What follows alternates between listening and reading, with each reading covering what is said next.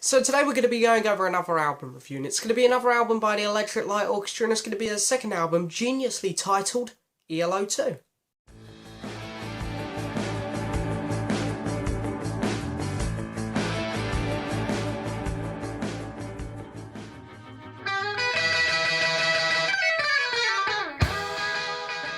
Welcome guys, so then today of course we're going to be going over another ELO album. As I said, it's going to be the Electric Light Orchestra 2. Before we get down to this review, got a couple of quick things to say. First up, I'm not doing my best today, I got a cold, so sorry if I start sniffing or something. Also I got two ulcers in my mouth, so whenever I talk it just is incredibly painful. So yeah, probably not the best time for me to do a video, but I haven't done one in a while, so I'm trying to make up for it. Second, I've been looking back at some of my previous album reviews, and compared to my movie channel, because I'm a big movie buff, as some of you know, and I like reviewing films as well, and I'm really strict with my films. You go over there and you watch, I'll just easily tear some films apart. With music, you know, movies is definitely my strong point over music, which surprises some people. But music, I'll admit, I've been generous on some of my old reviews, so I'm going to kind of change my reviews about a bit now. I'm trying to be a bit more strict, a bit more firm with them, a bit more reasonable. Some of the albums which I reviewed quite a while ago where I was way too generous, like I think my Press to Play review of Paul McCartney I gave like an 8 out of 10 to. In what world would someone really do that? I don't know. So I'm going to go back and probably get rid of a few of my old reviews. Only old ones, and I'm not going to get rid of many at all, because I generally stick by a lot of the things I have said on my album reviews. But I'm going to get a little bit more strict with my album reviews. So I wanted to come in with an album which I don't love, but by a band which I do love. So it's like, I want to show you guys that I can be strict with albums. So I thought I'd come in with what is my least favourite, no, second least favourite Electric Light Orchestra album. I do probably prefer this one over Balance of Power. So yeah, we're going to be going over this today. I've got a bottle of water here with me to drink today. Tradition now that I show you guys what I'm drinking. And I'm probably going to be drinking a lot in this video because my ulcers, because they're just absolutely tearing my mouth to pieces, and my bottom lip is just killing me at the minute, so I really can't wait for them to go. So yeah, decorated the background here with a bit of ELO. We got first album, the night the light went on in Long Beach, and the light shines on. So yeah, let's crack down to it. Let's get started on the Electric Light Orchestra's second album. So the second album released in January 1973. It was originally meant to be titled The Lost Planet, but of course the album got retitled. In America it was called the Electric Light Orchestra 2. Here it was, over here in the UK it was just called ELO 2.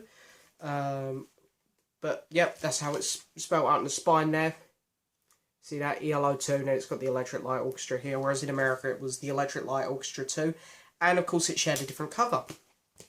Kind of like, it's like you had a mountain here and a mountain here, and you had some kind of logo up here, one of their really early logos or something like that. I can't remember because I don't own the US version yet.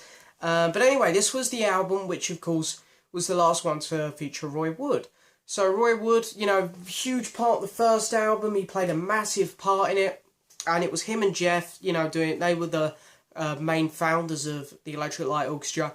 And on this album, he got in, he recorded 2 songs. He recorded the 2 boogie songs, so The Old England Town and From the Sun to the World. And then he left. He went. And I'm going to be honest, I'm pretty pleased he did. I really do like Roy Wood, because I like the stuff he's done after ELO. But I think if Roy Wood had stayed, ELO wouldn't have been what they were, so I'm pleased he left. So he left after recording for them 2 songs. I think he put in some bass and some cello work, of course, on the 2 songs. And then he left to form the band Wizard. You guys know Wizard? That band that's done that really famous Christmas song. Alright, that's enough of that. Cut it out. But yeah, that song there. So anyway, you know, Roy Wood, only a small part of this album. This album here brought in Colin Walker and Mike Edwards to replace him. And of course it was the first ELO studio album to feature Richard Tandy, who is still performing with Jeff Lynne today. He did perform live with Jeff Lynne, he did perform live with the Electric Light Orchestra before this album went into the studio, before they started recording this album, but he didn't work on the first album. So this is the first time Richard Tandy is actually featured on studio ELO work. So really exciting, because Richard Tandy to me is probably, you know, I've always said Jeff, Bev Bevan, and then I'd probably go Richard Tandy as my kind of ELO most famous or most I don't know what word to use now. I've put myself in a bit of a pickle here. Bit more of the essential lineup. So, Jeff's the main guy, and then, of course, we got Bevan, who really, really cool backing vocals and whatnot. He's a big part of ELO. And then Richard Tandy, because you can always tell when it's Richard Tandy on the keyboards, because he's a great synthesizer. So anyway, when Richard Tandy joins, it is a big deal. He's a big part of ELO, and he's, as we say, he's one of the only two members, him and Jeff. They're the only ones left today, really, still, performing. They've done Hyde Park, and now they're putting up a new album, which is called Jeff Lynne's ELO. So for you guys who haven't heard about that, Alone in the Universe, yeah, I'm pretty sure that's the album title. Jeff Lynne's new album's up for pre-order. Fantastic song, and he released a song called When I Was a Boy, which was really good. Really, really enjoy it. Fantastic song. So anyway, just really in an ELO mood lately, mainly because of that. So, hey. Anyway, let's get started. So anyway, we're going to go over the first track now. In Old England Town, this is titled Boogie Number 2. This song here is not very good. It's not a very good song at all. This album only has 5 songs on. So you would have thought Jeff probably would have said, okay, we've got 5 songs here.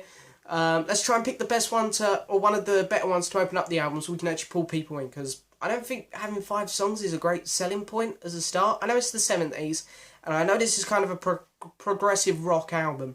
It's kind of like, still want a bit more than, if it's a 5-track album, it's not a fantastic selling point. So you want to have a song which really pulls people in, and this was a very, very bad choice. As for me, it's the weakest song on the album. So this is one that features Roy Wood, of course. It's got a really heavy cello intro. You can really tell that this is one which Roy Wood was on. Quite a rough start. It just doesn't sound quite polished, quite finished. Not good vocals from Jeff. This is probably one of the worst performances Jeff has given. And I really hate sounding negative on Jeff, because I love him, he's fantastic. But on this song, his vocals are just god-awful. The song seems to get really messy around the middle as well. It's like they kind of stop and then pause, stop and pause, stop and pause, and they kind of try and do one of them tunes.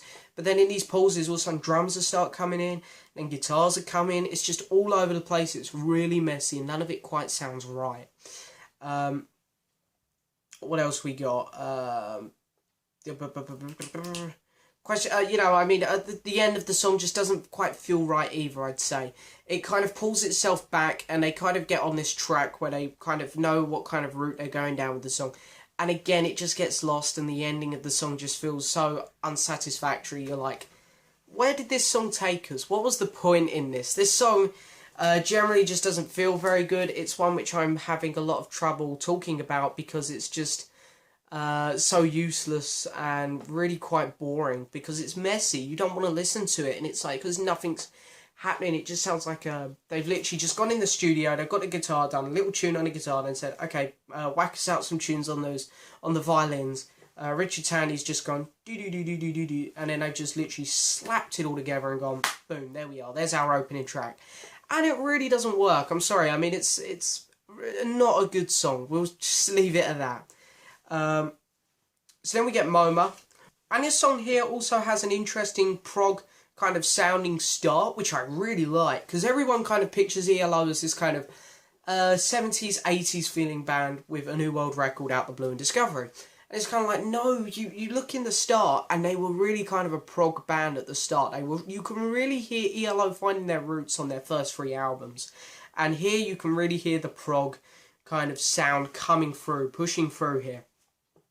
It's got great keyboard work on this. Richard Tandy here really letting us know, hey, I'm pretty good. I can make it work in this band. You guys are going to like me, whether you like it or not. You're going to like me.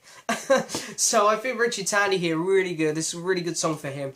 And the vocals here, improved by Jeff 1,000,000,000 to 1. Jeff is one of my favourite singers, musicians of all time. He's got a great voice. And to hear him start the album like that on the opening track in Old England Town, it's not good, and I'm really pleased that on this song Jeff ups his game, and he has really good vocals on this song. So really good. It's a slower, easier listening track, and I really like it. I really like the chorus. Only downside is for this song is it's a 7-minute track, 7 minute 10 seconds, something like that. And for a 7-minute track, boy, it doesn't change. It's kind of the same. I mean, I like songs to change when they're long. Like I really like long songs, like Stairway to Heaven. I really like the progression in that song. So you get 3 stages. Hey Jude, another 7-minute track. You kind of have the start and then you kind of have the end, all different stuff. Even ELO's Out the Blue. I mean, it's 5 minutes. It's not really too long. But even that kind of changes near the end. Yeah, Eric Clapton and Derek and the Dominoes, Layla, changes again. All these long songs, they all like to change and show progression. However, this song here, even though it's a good song, I enjoy it a lot, there is no progression in it, unfortunately. So it is a bit of a downside, and it kind of lets the track down overall, because if they put something around the middle, or, I don't know, added something in at the end, I would probably say this song is great. But unfortunately, because it doesn't change, it doesn't develop, I can't rave too much about this song. But it is a decent song, and I don't have really anything against it, apart from the fact that it doesn't progress, it doesn't change. So then, finishing up side 1, that's it, we're already done with side 1. Can you tell we're at 10 minutes now? I'm really trying to long this video out, because there's only 5 tracks on it. We got Roll Over Beethoven, so called, it's a very famous song originally released by Chuck Berry. And this is my favourite version of the song. I know there's loads of versions out there. Iron Maiden done a pretty good version. I'm not even a big fan of them, but they done a good version of it.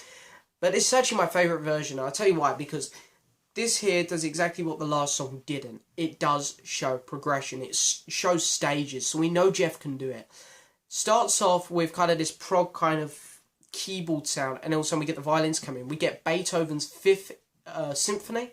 So really, really cool. I love the fact that they're kind of addressing the name in the title. And then, of course, we get this epic guitar riff. Rock and roll. It's like, this is how rock and roll would sound in the 70s. And it's great. Fantastic guitar work. It opens up the actual song, which we know and love very well. Jeff Lynne's vocals here, he's shouting down the mic. I'm not going to lie, it's not Jeff's best vocal performance, but it's sure damn good. Also, the one thing which I really love about this song is not that it just kind of goes in a stage here, goes through stages, kind of shows a level of progression, like you get up a hill. I really love the stages, the individual stages that it has throughout this process. I mean, it starts off with really heavy guitar work, and that sounds fantastic. And then we get really cool violin work, which sounds fantastic. And it kind of focuses on each of these instruments as we go up. And then it ends up with Richard Tandy on the keyboards, of course. So, of course, it was one of the singles released as well. And it was ELO's 2nd top 10 single, which is really cool. And the song is actually ELO used to close a lot of their concerts as well. So that's really cool. Jeff Lynne's also still doing that today. I think with one of the concerts he done for his Zoom release, he also released that as that was the closing track to that concert as well. So that's really cool. So that's side 1. So overall, opens up really bad. The middle song's okay at best, and then we get a really good song at the end. So side 1 definitely is like that. It gets better as we go along. Now we're moving on to side 2, only 2 tracks, and we get From the Sun to the World, Boogie number 1. So, 2nd track with Roy Orbison has a nice piano intro, I guess. Interesting tune created here. I'd say the vocals here are not that great again. Probably very heavily Roy Wood influenced here, and Jeff's kind of just taking his advice here, as Roy was probably in the studio and whatnot, and it just doesn't sound great. I like the piano parts in this. There's a nice piano solo around the middle, which I really like. Kind of calms down, and piano's all over the place. Sounds really cool, but it's so random and seems out of place. It's like, I like it, it's cool, but for this song, no, I don't. It just doesn't seem right. It doesn't fit. But I like how it picks up again after that. And then the song really just gets dragged out. I mean, it's what, an 8-minute long track, and the last 5 minutes are like... Is it nearly over? Is it nearly over? Come on, hurry up. So the song itself isn't very good here. And then we get... I got to try and pronounce this now, because there's a few ways that people like to pronounce it. Kiwama. I think that's how you say it. I was reading online how to say it on Wikipedia earlier, just to try and get it right. But anyway, because people like to pronounce this song differently. But anyway, longest track on the album, and also longest ELO track ever released. So really cool. So anyway, the lyrics in this one, to be honest, the lyrics on this album don't really do much for me. But this song here, it's really interesting, because the lyrics here tell the story of a soldier who finds a orphan girl wandering the ruins of this village after a battle has commenced. I forget what war it was. It did say, but I've forgotten. Anyway, and this song basically is about him trying to comfort this girl, and then also slowly try to explain that it was actually him who's come here, destroyed her village, and killed her parents. So the lyrics here are really kind of interesting. But it's got a slow intro, but it picks up so well. I love the vocals on this song. It takes a couple of slow breaks throughout the song, one at the middle, and they do one at the start, one at the middle, one at the end. Just so cool. I love how the song ends. It's fantastic with like kind of a heavy kind of violin kind of showdown smash on the strings, and it just sounds so good at the end. So I've got to give this song props. It's really good. So then there we are. That's my review of the song. So I'll show you my copy of the vinyl record now, and I'm going to give it a mark out of 10. So here it is. I love the UK cover. I do love this. Probably one of the best things about the album. Flip it over on the back. There we are. Then here is the gatefold. Really cool. ELO without their shirts on. So there's Jeff, of course. And you get all the... I think... Did you get the lyrics down here? Yeah, you get all the lyrics. Get the track list in there. So I'm going to brush over that just so you guys see. So yeah, really, really cool. Let's take a look at the vinyl record. Comes in a plain white sleeve. And original first pressing Harvest label here on this one. So yeah, it's really cool. So really nicely done on this album. And now I've got to say, this album here is my second to least favourite ELO album. I do prefer it over Balanced Power because I'm not a big fan of that record. But really not a very strong album from ELO. But it shows progression. I prefer this album here simply because of Look at Me Now, Overture, and Mr. Radio. Because I love them songs on that album. But this song does show progression. This album here does show progression from this one here. And then On the Third Day shows progression, El Dorado does, and then we're finally at Face the Music where we've got the ELO that we know and love. So it's an important album, definitely. One which you really don't want to overlook because it's an important part of the band. And one thing which I love about ELO is that their progression. They show their progression so well in their albums. It's one of the fun things about listening to ELO. So out of 10, we'll say there's 3 songs on this album which I like. And they're all the songs which don't feature Roy Wood. So I'd say it's above average. So I've got to give it more than a 5. But I can't go much higher. So I'm going to go in with a solid 6 out of 10. So it's a 6 out of 10 for ELO 2. Let me know what you guys would give it in the comments below. But that's it for this album review. Thank you very much for watching. Please like the video, please subscribe, and please leave a message. Thank you very much for watching. Bye.